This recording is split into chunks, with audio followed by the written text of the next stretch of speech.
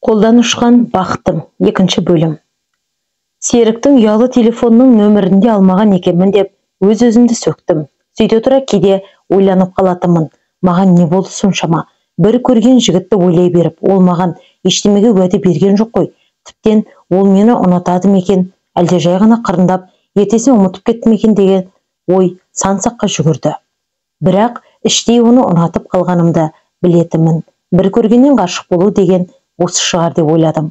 Оны көргім келіп, кездесіп қалғым келетін. Ойнақы сөздермен жымиғаны, тап-тұйнақтай киінгені, үстінен қымбат әтірдің иісі шығып, көңіліңді ерекше масайтатындай еді. Көлігі де өзіне жарасып тұратын, қара көзілдірігін тағып алғанда құдды теледидардағы кинода ойнайтын заманауи актерларға ұқсайтын. Осылай жүргенімде ауылдан күйеуінен қашып ажырасамын деп екі баласымен жылап-сықтап артымыздан әпкем келді. Сөйтіп анам әпкеме де квота туралайтын болып жанымызда қалуына рұқсат беріп алып қалды. Әпкем келгеннен кейін біз Мадинаның ауласындағы 3 бөлмелі времянканы жалдап сонда көшіп кеттік. Мадинаға менің жанымда тұрғаным ыңғайлы еді. Ал маған Серіктің үйіне жақын тұрғанымыз жақсы болды. Тым болмаса оны сыртынан көріп тұрар едім. Бұл кезде әкем бір мекемеге ұста болып орналасқан болатын, ал әпкем орталық маңдағы бір кафеге ыдыс жуушы болып жұмысқа тұрды. Содан бір күні әпкеме ішкі сырыммен бөлісіп, ғашық болғаным жайлы айтып едім. Әпкем: «Жансая, сүйіп қалсаң, бақытың үшін күрес, ұялмай-ақ алғашқы қадамды өзің ақшасы» деп бар ақыл кеңесін айтты. Содан бір күні әпкем екеуміз кешкісін жай серуендеп жүргенге ұқсап Серіктің үй жағына бардық. Дарбазасынан ақырын сығалап қарасам, көлігі тұр екен. Мұны көріп қуанып кеттім. Жүрегім дүрсілдеп сала берді. Әпкеме ақырын ғана үйінде екен, қаладан келгенге ұқсайды деп едім. Әпкем үйлерінің телефон номерін біліп алайық, сосын хабарласасын деді. Әпкем сол көшедегі дүкенге кіріп, сатушы тәтеден Серіктің үйінің телефон номерін алып шықты. Сөйтіп үйге барғаннан кейін Мадинаның үйіндегі телефоннан Серіктің үйіне хабарластым. Ғашықтық сезімі ғой мені мұндай қадамдарға итермелеген. Оның үстіне анам да құлағыма құя беретін. Жақсы отбасына, жергілікті жігітке тұрмысқа шық дейтін. Содан тұтқаны әйел кісі көтерді. Анасы болар деп шамаладым. Амандасып, Серікті сұрап едім, ар жағына айқайлап шақырып жатты. «Секош, тұтқан алшы, құрбыларының бірі хабарласып жатыр» деп шақырды. Серіктің даусын естігенімде тұла бойым бір түрлі шымырлап кетті. Амандық сұрасып хабарласқаныма таң қалмады, өйткені үйінің телефон номерін өзі бердім деп ойлап қалды. Сөйтіп кешке кездесетін болдық. Сол күні Құдай жары болып, атанам Қарақалпақстандағы үйі сатылатын болып, шұғыл жиналып түстен кейін жолға шығып кеткен болатын. Әпкем кешкі кездесуге мені барынша дайындап, асықпай қыдырып кел деп шығарып салды. Серік көлігімен дарбазаның алдына келіп тұр екен. Барынша әрленіп, сәнденіп шыққан маған басымнан аяғыма дейін тамсана қарап қалғанда еді. Сөйтіп менің өтінішім бойынша Алматыны қыдыртуға қалаға алып шықты. Мұнда келгенімізге біршама уақыт болса да қаланы көрмеген едім. Алматы әсем қала, арман қала деп босқа айтпайды екен ғой. Көшедегі шамдардың жарықтары шағылысып, түнгі қала керемет, әдемі еді. Серік қаланы таныстырып келеді. Өзі сондай келісті жігіт. Ойнақы мінезі, сөйлеген сөзі, әтірінің иісі адамды ерекше баурап алатын. Сол кеште алғаш рет жігіттің құшағын сезіндім, бірақ одан арға бармадық.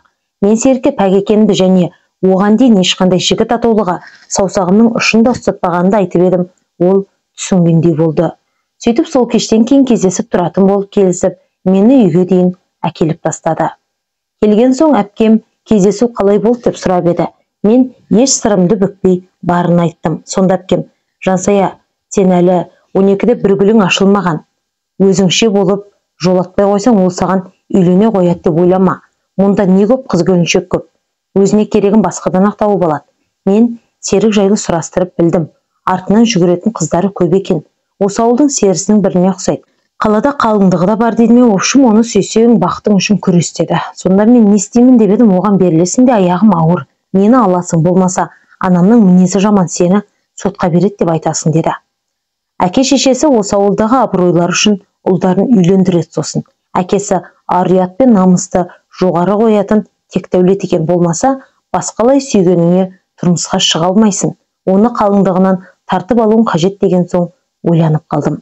Содан ертесінде кешке қарай көшеде серуендеп жүргенге ұқсап Серіктің үй жағын қарауылдадым десем де болады. Өйткені кешке қарай қалаға қайтамын деген болатын.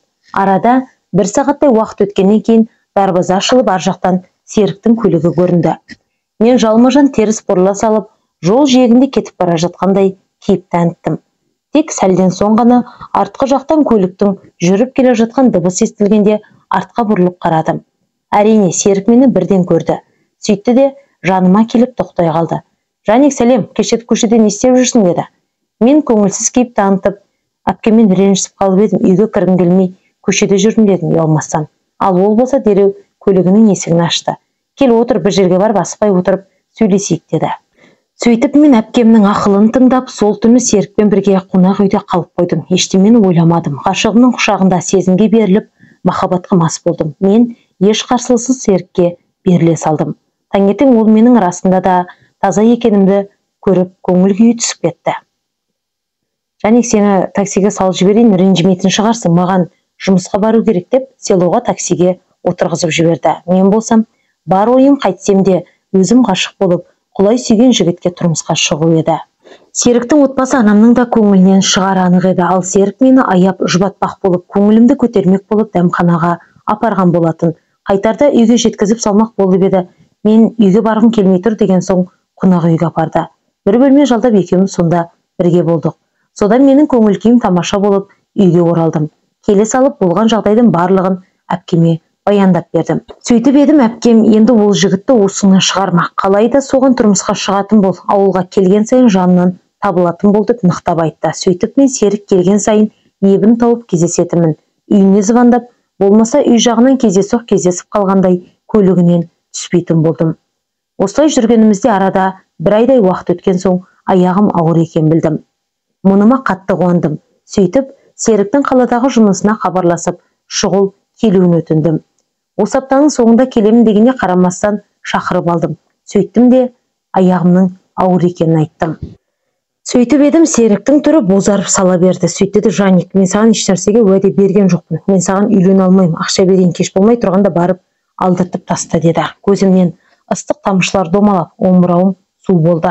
Одан мұндай жауап күтпеген едім. Сонда мені сүймеген ме, әлде мені өзіне тең көрмеген ме?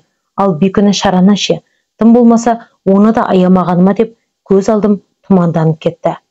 Сөйтіп қолындағы ақшаны жұлып алдым да, оңбаған екенсің деп көліктің есігін жұлқи ашып түсіп бара жатыр едім. Ол артынан: «Өзің емес пе?» маған жабысып, артынан жүгіріп жүрген деп жатқанда, екі қолыммен құлағымды тарс жауып, ызаға булығып жылап, үйге қарай жүгіре жөнелдім. Ол болса жанымнан су етіп, шаңдатып өте шықты. Теңселіп үйге әзер жеттім. Кіре сала төсекке екпетіне жата қалып, сол қолдап жылай бердім. Бұл кезде анамдар әлі ауылдан келмеген еді. Жаныма әпкем келіп: «Ай қызау, не болды саған?» деді. Мен жылаған күй әпкеме болған жағдайдың барлығын айтып бердім. Оған да ренжідім. «Сенің ақылыңды бекер тыңдаппын. Енді не істеймін? Ойнап жүріп от бастым. Аяғым ауыр. Ал Серік болса алдыртып таста. Үйленбеймін деп кетті. Не істеймін енді?» деп солқылдай беріп едім. Әпкем: «Болды, соған бола жылап жатсың ба? Онымен өзім сөйлесем, сен үндеме, осыдан көресің. Өзі-ақ келіп сені алып кетеді. Болды, жылама, барлығын өзім реттеймін» деді. Мен көзім бақырайып қарадым да қалдым. Мұны естігенде қуана алмадым. Серік маған үйленгісі келмейді, демек мені жақсы көрмейді ғой деп әпкеме айта бастап едім. Әпкем: «Ой, қойшы соны, махаббат, сүю дегенді. Жезең мені сүйем күйем деп үйлендік емес пе? Соңында не болды? Міне ұрып соғып мал қылып жібергісі келді. Әрең қашып құтылдым. Ал сенің жағдайың басқа. Сен сүйгеніңе тұрмысқа шығасың. Сенің махаббатың екеуіңе де жетеді. Оны алдап сулап өзіңе қаратып аласың.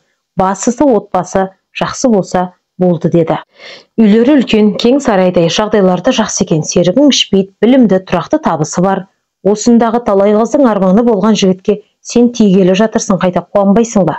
Мен сен үшін жүгіріп жүрмін ғой деп ұрса сөйлей бастаған соң жарайды деп қоя салдым. Содан анамдар келген соң аптаның соңында әпкем менің ым-жымымды білдірмей үйден шығарып салды. Дарбазадан шықсам Серіктің көлігі тұр екен. Алайда рөлде басқа жігіт отыр. Мен оны көре салып тоқтап тұрып қалдым. Көліктің артқы есігі ашылып, «Мен мұндамын, бері кел» деген Серіктің даусы естілді. Ақырын барып қарасам, Серік отыр. Ішіп алған, қызу екені көрініп тұр. Оның мұндай түрін алғаш көрдім. Содан артқа шегінер жол жоқ, жанына жайғастым.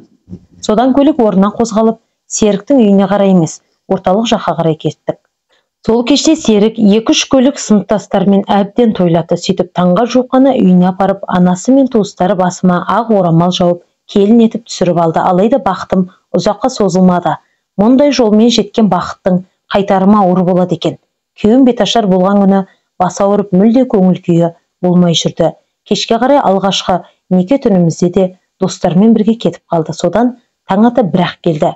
Сөйтті де түске дейін жатып ұйықтады. Тіпті маған көңіл бөліп сөйлеспеді де. Мен өз қатемді түсініп, шыдамдылық таныттым. Бірақ осының барлығы көңіліме ауыр тиді. Алайда келін болып түскен жерім жақсы еді. Ата-енем адал, жанашыр, жайлы жақсы жандар. Ал үлкен қайнағам отбасымен Астанада тұратын. Кенже қайныным жақында жоғарғы оқу орнын бітіріп, жаңадан жұмысқа орналасқан. Күндіз үйде енем екеуміз ғана қалатынбыз. Келін болып түскелі басымнан орамалым түспей, үлкендерге сәлемімді салып, осы үйдің бар шаруасын дөңгелетіп алып кеттім. Ерте тұрып сиыр сауып, сүтін пісіріп, тауықтарды шығарып, жаңа туған жұмыртқамен таңғасқа неше түрлі дәмді тағамдарды дайындап қоямын. Үй ішінде жылан жылағандай етіп тазалап қоям. Ауланы да сыпырып сиырып, сарайдың ішіне дейін таза ұстадым. Тек күйеуім екеуміздің арамызда бір салқындық болды. Түнде бір төсекте жатқанымызбен күндіз бөтен адамдардай болып жүретініміз. Ол маған үйленгелі қаладағы жалдамалы пәтерінен кетіп, жұмысты үйден қатынап істейтін болды. Алайда кей күндері жұмыс көп, кеш болып кетті. Жанымдағы жолдастарымдікінде қонып қаламын деп қалада қалып қоятын. Сондай кездері түнімен ұйықтай алмайтынмын. Үнсіз ғана көз жасыма ерік берем. Оның бұрынғы қалыңдығын ұмыта алмай, соған барып жүргенін ішім сезетін. Алайда сыр бермеуге тырысатынмын.